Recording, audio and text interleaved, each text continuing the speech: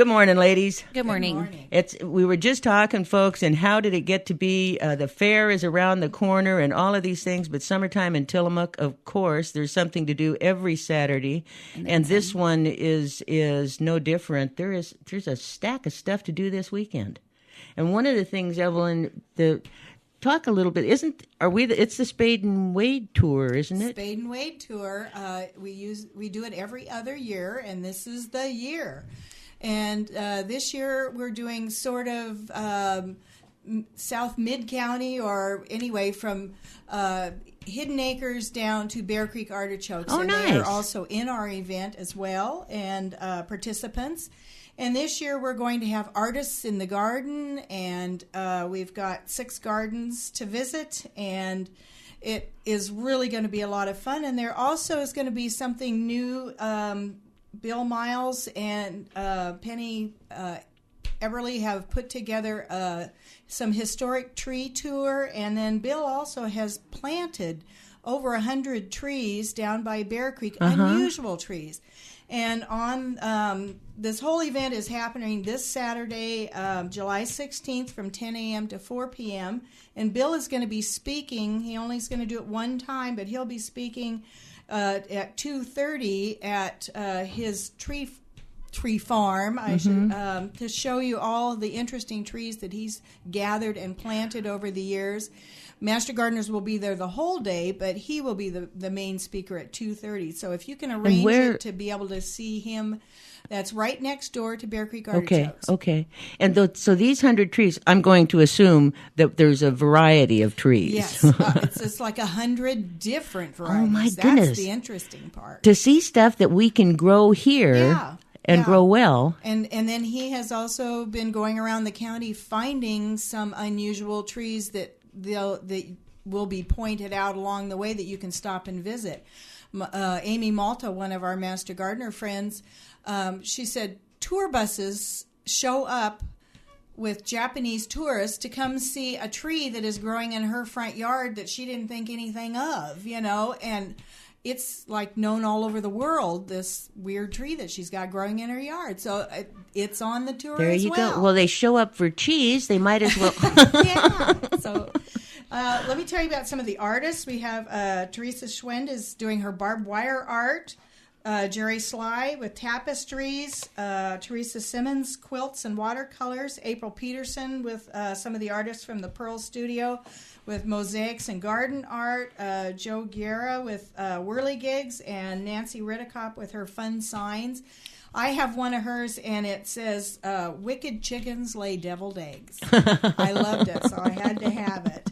And one of the participants this year hurt her back, and so we have slipped our learning garden into the program as well. So we'd love to have people come and see the learning garden, and if you don't make it there, come at fair time and see what's going on at the garden out at the fairgrounds. Now, when you mention like Joe Gerga, the neatest people there in Garibaldi, Wooden Feathers, I think is like next door to the Siggy G. Where do you see the things from them? They'll be at each garden is going to have one or two artists sort of in residence while the garden tour is going on, and you can go over and buy their art or order things from them and get to visit with the artist. And you've got a beautiful Facebook page about this too, so I saw that. So just how would you search for that on Facebook? You could go to Extension and go that direction, or you can go straight to TCMGA, Tillamook County Master Gardeners. And tickets are available. This year this is new this year, we're using Eventbrite as a partner on the internet. TCMGA-gardentour.eventbrite, one word, .com. Their tickets are also available at the Pioneer Museum, Hidden Acres Garden Center, and Bear Creek Artichoke. And they're $18 a piece for the passport, and it'll give you directions to each of the gardens, tell you about the garden, and what you're going to be seeing and who the artists are that are going to be there. And if you have a group of 5 or more, the tickets are only $16 a piece. So, nice. And this is a fun day. And this is a self-guided tour. Self-guided tour, yes. What a great way to spend Saturday. Yeah. And one of our gardens that's on the tour, Edna Holt, her husband is quite the builder, and he's built like a whole little Western village, and they have a pond, and it's just going to be so neat. And really all of the gardens, except for the Learning Garden, are on acreage, so they're going to be bigger. It's no city gardens this year, so that's kind of interesting. This is going to be a lot of fun, I think. And again, you can find the tickets at our Pioneer Museum down at Bear Creek Artichoke over at Hidden Acres, and it's for this weekend. And tell me again, it's 10 to 4.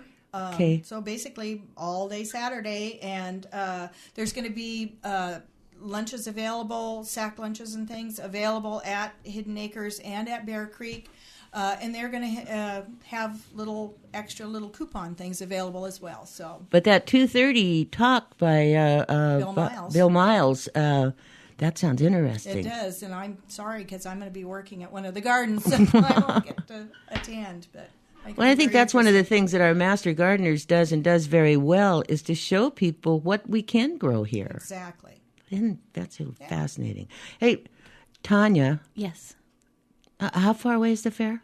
I think we decided last night we're like 30 days away from fair. Yes, we are. We are.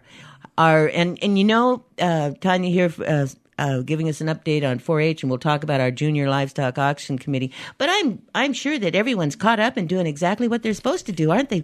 Oh, well, just was stopping by the office, and I think that we are behind in our fair entries. So needing to remind everybody that Thursday at 5:00, if you're handing in paperwork, is the deadline.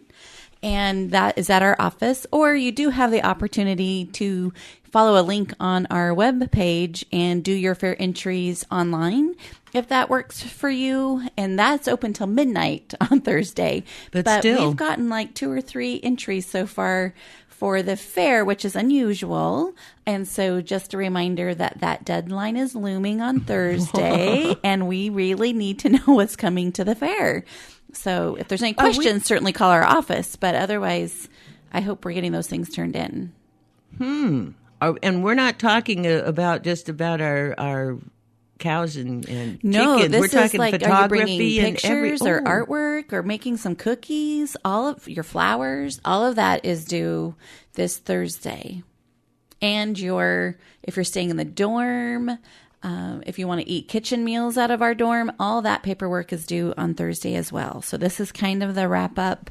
And so that lets our office start processing and figuring out, confirming how many judges we need and those kind of things. One year we ended up getting so many photography entries, we hired an extra photographer judge to come in to process those. So we kind of need to know what's going to happen. Makes sense. One thing, and let me take a short break for a great sponsor, and then I want to get an update on our Junior Livestock Auction Committee and how our animals are doing. Okay. But, you don't buy furniture every day, so it just makes sense that when you do invest in that new sofa or recliner, that you're paying the best price possible. The same goes for that mattress or your refrigerator. At Roby's Furniture and Appliance, you'll find the top name brands, Maytag, Frigidaire, La-Z Boy, Lane, Simmons, Tempur-Pedic, and more. All under one roof, all at low, low prices. Roby's offers high-volume pricing and selection with small-town service and a smile. They have something in every price range and every taste. And don't forget, Roby's offers free delivery to veterans and active-duty military. See them right now for great savings, serving the folks who call the coast home. Roby's Furniture and Appliance, Astoria, Tillamook, Lincoln City, Newport, and Florence. And isn't that an amazing building they're building out there on 101? Huge. It's huge. I'm thinking that maybe we're going to have even a better selection at the Tillamook Roby's pretty soon. One would think. We're back visiting with Evelyn and Tanya from our Oregon OSU Extension Service. And as I said, our Junior Livestock Auction Committee, how's our pig doing? Doing great. I should have brought you a picture, but I didn't get that far. This year, again, KTIL is sponsoring a pig to support the Junior Livestock Auction and 4-H and FFA and all of those wonderful things. And folks, you'll be able to enter at the fair for half of that pig. We're lucky to have Tillamook meat again. We'll be processing. Nice. And then the other half, and that's free to enter. So you just stop by the booth, and that was a really popular one last year and the year before. Yeah, that was really popular. And the other half we give to FFA for one of their fundraisers. Right. But that's beside the point. You've got some fun things planned for this year's auction, don't you? Well, Benny the Beaver will be there. And so he's there in the beginning, and so we like that. And then we do have Tillamook Meat cooking us up some market hogs, and we're going to feature pork for our meal before the auction starts, and that is open for anybody that has been a bidder in the past. When they check in and get their bidder number for this year, then that is a thank you for them. And so we appreciate the connection with Tillamook Meat and bringing that in. And last year, we kind of showcased all of the different meats so that people might feel better about buying some meats that they're normally not thinking they would like. A lot of people don't think goat is good, but goat is really good. It is good. It's a and very I think sweet Todd meat. Hudenpile, one of your committee members, would approve of that comment. Yes, he would.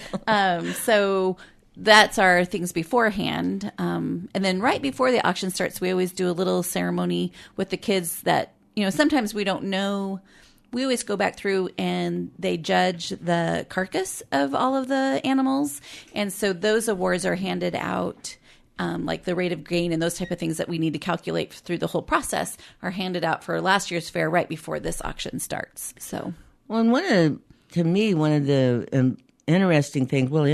important parts of bidding on an animal, of getting an animal here, not only is it great support for the young people and for the program, but you also know what you're putting on your plate. Absolutely. All of these animals have, we do have guidelines for these animals when they come in. So they have to have made a rate of gain.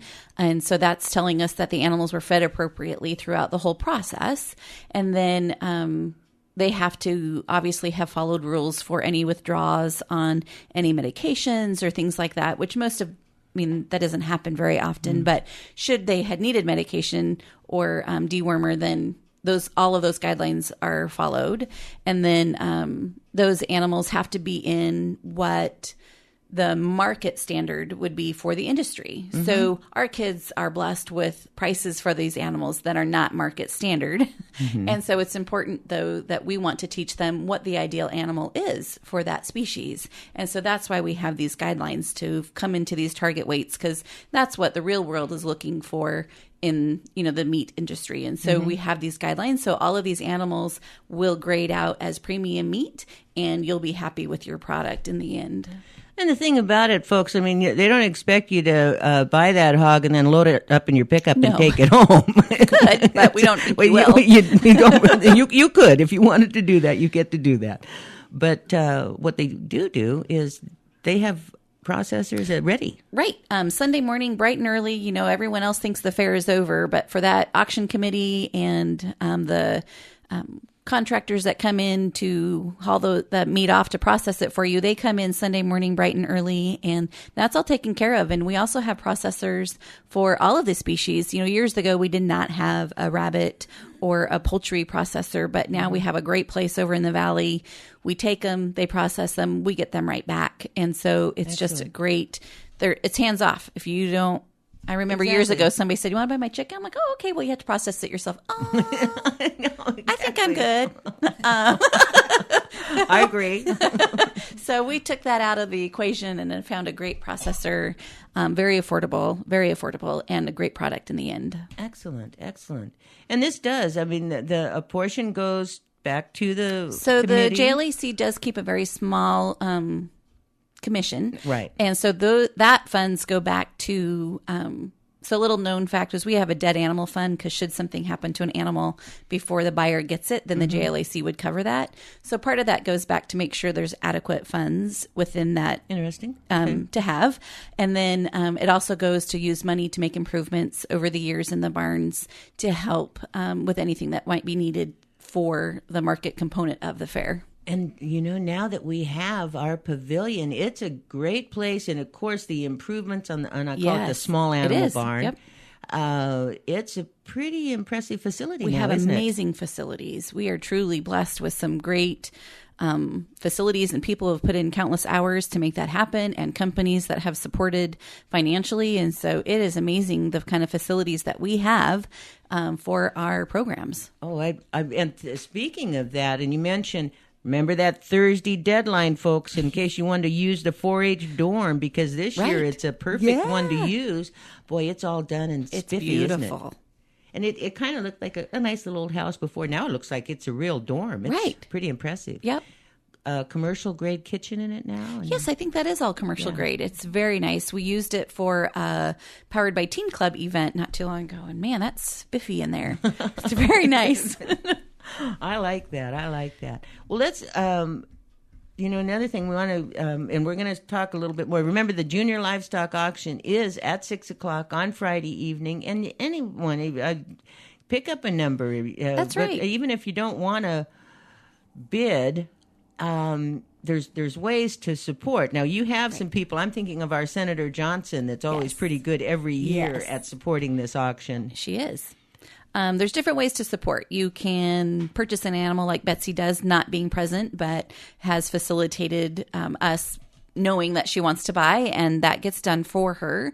You can put money into a buyer's pool, and then we have people that help bid on animals out there, and that's kind of a collective pot to sell those projects for kids. And then the signs are also a way, if you have a business, those signs that are up in the pavilion year-round for advertising, very affordable. They go up for 3 years, and then that money, a portion of that money also gets spread out over 3 years for part of that buyer's pool to help. And we also need people in the stands that help bid animals up. Somebody might be wanting to bid, and then if nobody bids against them, then it's not as fun of a sale. So it's kind of fun if some people come in with some numbers to... I saw that years ago with a rabbit, and that rabbit went for, I think, the little girl with that tear in her eye. And then they gave her the rabbit back, too. Right. You actually could find the perfect animal for meat or whatever, or you could buy the rabbit for the little girl and give it back to her. Right. Well, let's get back, Evelyn, and talk a little bit more. Oh, first, let me take another short break, and then we're going to talk a little bit more about our Master Gardeners. And we had a class this year. I want to find out how that wrapped up, too. But now's the time to buy your next vehicle. It's the Tillamook Ford Freedom Sales event. You could qualify for 0% financing for 60 months. How about $1,000 smart bonus cash back? Go to compareford.com for more info, or just stop by the friendly corners of 5th or 7th and Main in downtown Tillamook.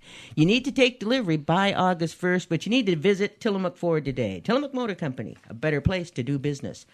I sure like those people. We're back visiting with Evelyn and Tanya, but Tillamook Motors would, when you need a car for a parade, and how supportive they are of our FFA and our fair and everybody. Yeah, great. We've got a lot of businesses like that in this county. We do have a lot of support. We're really lucky. Evelyn, I said that for the first quarter of the year. How long is the classes that the? It's 12 weeks, so January through March, and we had one of the really large classes this year, and they just kept coming and coming and coming. We lost a few, sort of life happened, and they kind of had to drop out, but we had a large group this year. And they are now doing their payback hours, working in the extension office. They're available to answer your gardening questions Monday, Wednesday, and Thursday from 12:30 to 4:30. Bring your problems, gardening problems to them. Not life problems, gardening problems to them, and they can certainly make a go at it. And we are at the farmers market here in Tillamook every other week, and once a month at the other two farmers markets. So there's a presence, plus out at the Learning Garden.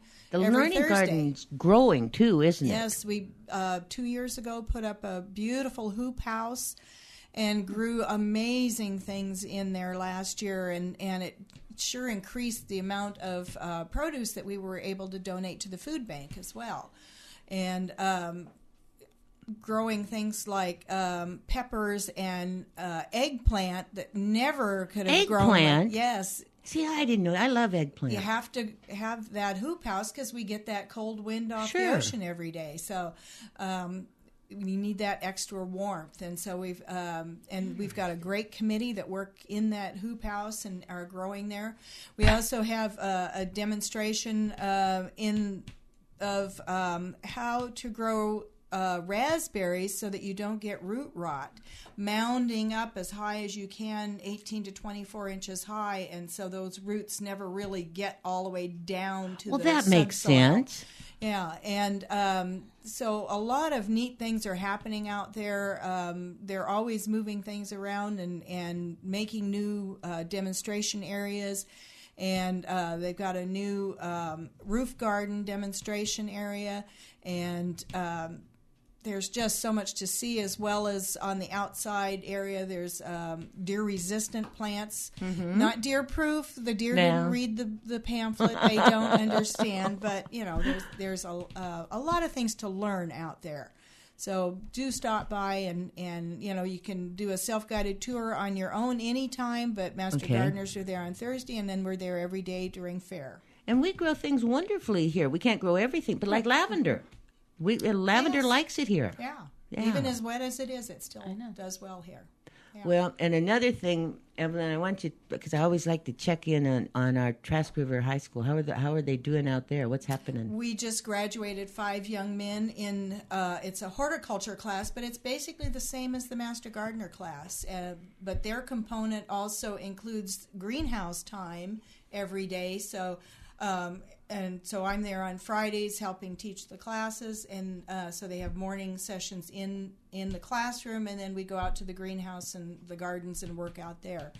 And so it's basically the same as the adult Master Gardeners, and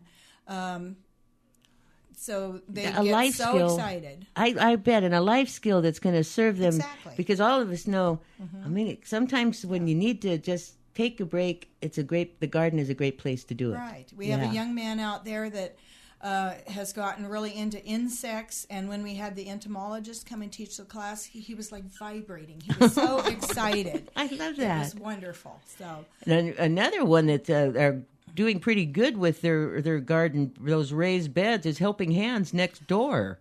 I know. I walked over there. I couldn't believe how fast those went up, got planted, and they are taking off. It was the Master Gardeners, the plant sale at the pavilion, which was in April. When was that? May. 1st of May. Mm-hmm. And I did pick up a couple of plants, and I went out, and that's when they were planting. And now, folks, what we're talking about is out at Port of Tillamook Bay, the Helping Hands, which is the old officers' quarters out there. And it's so wonderful seeing them reclaiming that building, and I have to get out there. Have they got the playground set up yet? I have not noticed, but it could good be. neighbors out there, I think. Yeah. So let's remind people again how they can get involved with the Master Gardeners tour, the Spade and Wade tour this weekend. So tickets will be available online at tcmga-gardentour.eventbrite.com, or you can pick them up at the Pioneer Museum, Hidden Acres Garden Center, or Bear Creek Artichoke. Nice. And that's this Saturday from 10 a.m. to 4 p.m. And Tanya, let's remind them again about Thursday, but what else is on the list here? So the other thing that we have going on, we're not always all about fair. We have an air rifle shooting sports day camp coming up July 21st. It is on July 21st. It's an evening meeting to kind of get everybody on the safety component. And then the camp actually runs the 25th through 29th, 9 to noon. The big thing that people need to realize is that those kids need to have a full-time adult with them for every session for safety reasons. And so that doesn't have to be the same parent or adult every time, but does need to have an adult with them each time. And then the other thing we have going on still is our Art Around the World. This program's being facilitated with our Juntos program. And so they're doing a camp the same week, July 25th through 29th. And that's for kids 4th grade and higher. And that's for both of those camps. You've had to complete 4th grade and then higher. And so if you're interested in that, call the office, or again, those web links are on our website to facilitate. You can sign up online now. And so you just follow a link and folks, right now, our extension office is on 4th Street. There at Laurel, isn't it? Right. Yeah. But not too much longer. It sounds like not by the end of the year, but by the first of next, you're going to be in that new, beautiful facility out by our fairgrounds. Yep. And that is going to be impressive use. Our ag and natural resources will be there.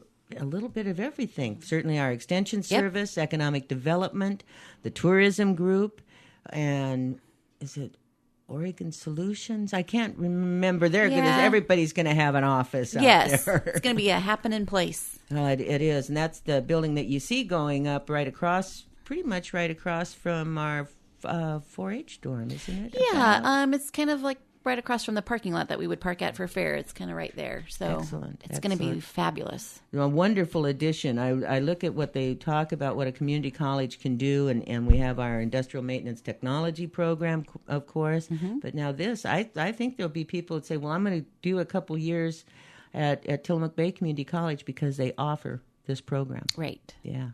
And so then the other big important thing is deadline, Thursday, 5 o'clock, if you're handing in paper forms of your fair registration and entry deadline. And then dorm, kitchen meals, all of that is also due at that day. And then you do have the opportunity to sign up still online if you're going to do an online version of the fair entries. You have till midnight. But again, we need that paperwork, and our record books are due on Thursday. And so that's the kids' projects. If those are due Thursday in our office by 5 p.m. So 4-H leaders, et cetera, and if they need the paperwork, they could pick up a hard copy up at the extension office. We have a whole file full of everything you'd ever need to get that all done. See, everything you would ever need. You just have to stop by. Let's say happy birthday to Kimberly O'Neill, Alex Christopher, and Vicky Freehill. That's Matt's wife. And tomorrow, Stacy Zierker is going to be back, and she's going to host Amanda from Tillamook Early Learning Center and Jennifer Garcello from our Liberty School. We're going to talk about the Preschool Promise Partnership. Tai Chi from 11 to noon today at North Coast County, Recreation District and Nehalem, and beautiful new theater they got up there. Senior meals, 11:30 at St. Mary's by the Sea in Rockaway. That's every Monday, Wednesday, and Friday. And senior meals noon every weekday at the Kiawanda Community Center in Pacific City. Friday through Sunday, it's the 57th annual Dory Days in Pacific City. Saturday morning, the annual Nestucca Volunteer Firefighters Association Pancake Breakfast from 7 to 10. And that's at the Kiawanda Community Center. Then there's going to be the parade. That's at 11. And then the fish fry back at the community center. The Wave has a Dory Day special and complimentary shuttle service running loops through town. So you can visit tillamookbus.com and find out more about that. Don't forget the Master Gardeners, Spade and Wade Garden Tour.